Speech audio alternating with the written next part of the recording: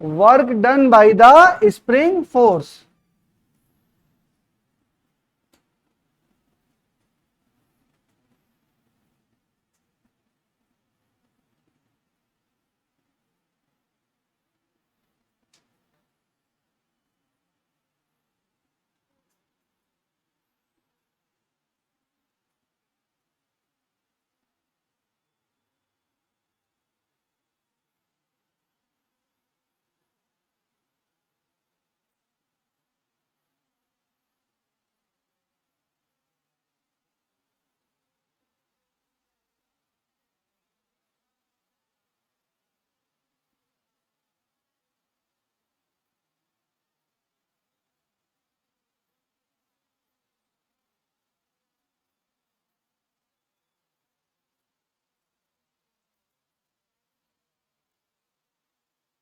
देखिए work done heading डालिए, work done bye spring force. भाई क्या है फोर्स, मतलब वर्क डन क्या होता है, वर्क क्या होता है, force into displacement, force into displacement. तो जहां जहां भी फोर्स हो रहा है और डिस्प्लेसमेंट आ रहा है, वहां वहां हम क्या निकाल सकते हैं, वर्क डन हम निकाल सकते हैं। पूरे न्यूटन लॉ ऑफ मोशन में हमने हर जगह क्या निकाला है, फोर्स निकाला है। हर जगह हमने क्या निकाला है, फोर्स निकाला है। और उस फोर्स के इफेक्ट में अगर डिस्प्लेसमेंट हो रहा है, तो उस डिस्प्लेसमेंट को हम निकाल लें तो हम क्या निकाल लेंगे, वर्क डन निकाल लेंगे। फोर्स इंटू डिस्प्लेसमेंट कर देंगे तो क्या आ जाएगा, वर्क डन आ जाएगा। यही तो हमारा तरीका है।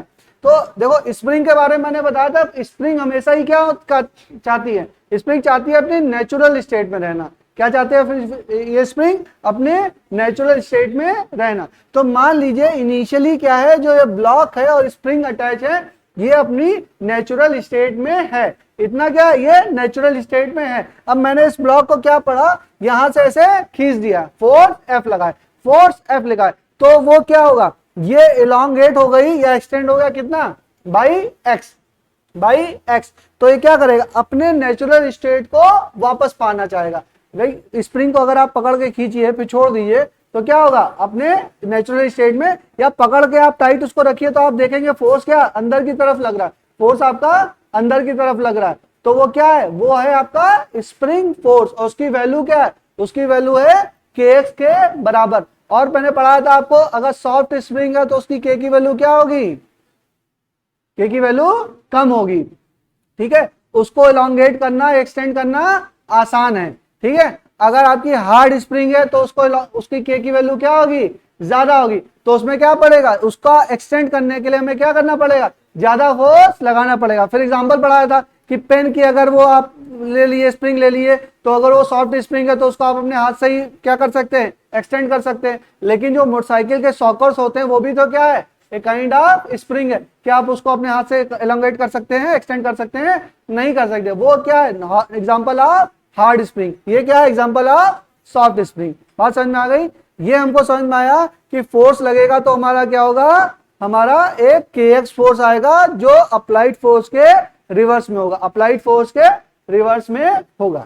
अब हमें क्या निकालना है, स्प्रिंग फोर्स, स्प्रिंग फोर्स। अब दो तरीके हो सकते हैं, देखिए वर्क डन दो तरह का हम लोग पढ़ेंगे, work done by the applied force, work done by the applied force, and work done by the spring force, work done by the spring force. दोनों में अंतर है, इस बात को पहले समझ लीजिए। Work done by the applied force, applied force क्या है, एफ। ठीक है, अप्लाइड फोर्स क्या है, एफ। और ये इधर की दिशा में क्या लग रहा है आपका, स्प्रिंग फोर्स, उसकी वैल्यू क्या है, के एक्स, उसकी वैल्यू क्या है, के एक्स। तो पहले तो लिखिए work done by the applied force F, work done by, work done by applied force F on block of mass m, W बराबर F dot d x, F dot d x. अब देखो ये यहां तक हम क्या करके लाए, एक्सटेंड किया। अगर एक्स एक्सटेंड हमने किया तो कितना फोर्स लगा पीछे, कितना फोर्स लगा, के एक्स। और उसके बाद हम मान लो कि डी एक्स और एक्सटेंड कर रहे हैं, क्या कर रहे हैं, डी एक्स हम और इसको एक्सटेंड कर रहे हैं। एक्स एक्सटेंड किया हुआ तो फोर्स कितना लगा, के एक्स, और उसके बाद हमें डी एक्स और इसको मान लीजिए और एक्सटेंड किया तो force into displacement, force into displacement, ये बताइए फोर्स किधर लगा, आगे, डिस्प्लेसमेंट किधर हुआ, आगे, दोनों सेम डायरेक्शन में, थीटा इक्वल टू 0 डिग्री।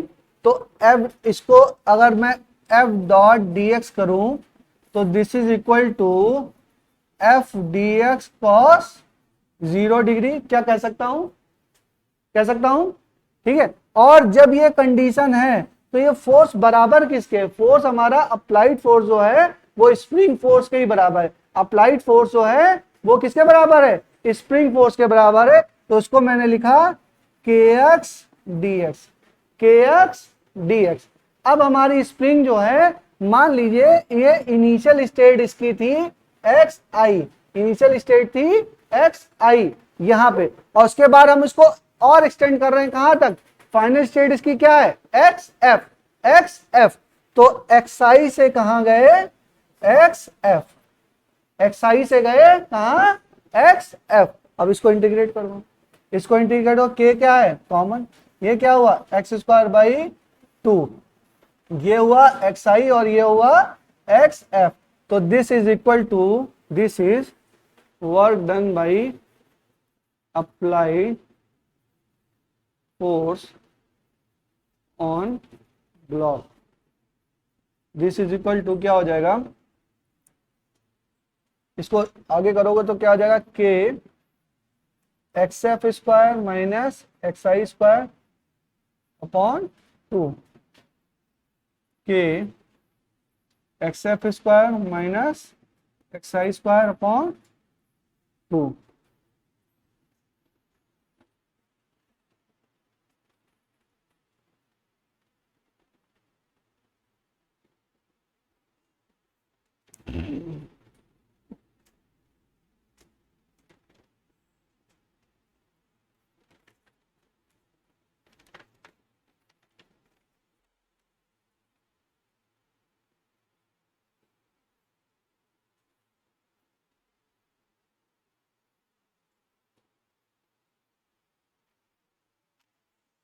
देखिए दो तरह के फोर्स यहाँ पे आ रहे हैं, work done by the spring force and work done by the applied force.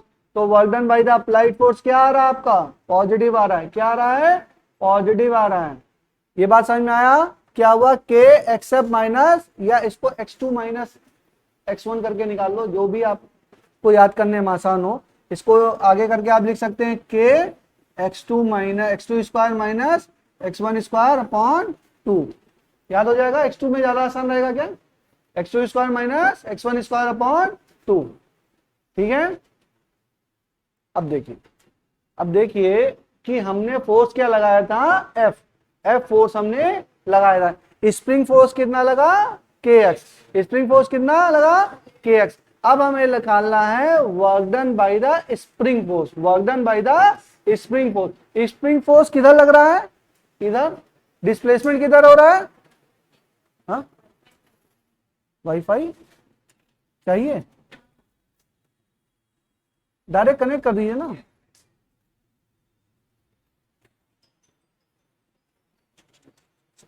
तो क्या हो रहा है, अब देखो इसमें क्या है, डिस्प्लेसमेंट आपका आगे और स्प्रिंग फोर्स आपका पीछे, तो एंगल कितना हुआ 180 डिग्री, 180 डिग्री। अभी भी जो एक्सटेंशन हो रहा है वो एक्सआई से एक्सएफ हो रहा है, एक्सआई से एक्सएफ हो रहा है। लेकिन जब मैं एफ डॉट डी एक्स करूंगा तो यहां पे क्या आएगा, cos 180 डिग्री, तो एक नेगेटिव साइन आ जाएगा, क्या आ जाएगा, नेगेटिव साइन आ जाएगा। तो work done by the spring force क्या आ जाएगा, नेगेटिव। लेकिन क्या हमेशा नेगेटिव होगा, ये हम थोड़ा बाद में चर्चा करेंगे, ठीक है, उसकी बाद में चर्चा करेंगे। जैसे फ्रिक्शन की चर्चा छोड़ रखी है वैसे इसकी चर्चा भी थोड़ी बाद में करेंगे, सोचिएगा।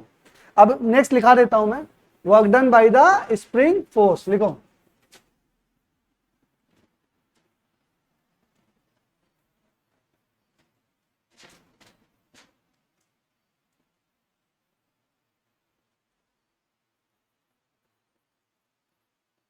Work done by the spring force, W spring this is equal to f dot d x, this is equal to k x d x cos 180, this is equal to x i और x f k x d x और negative, this equal to minus x f square minus x i square upon 2।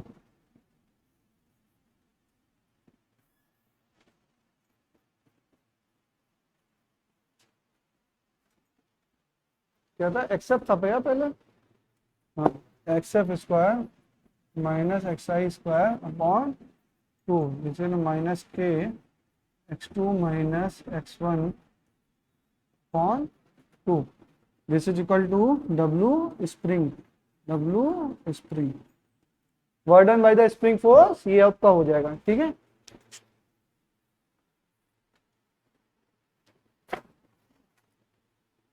चलिए तो कल कितनी तारीख है, 4, 5 और most probably 6।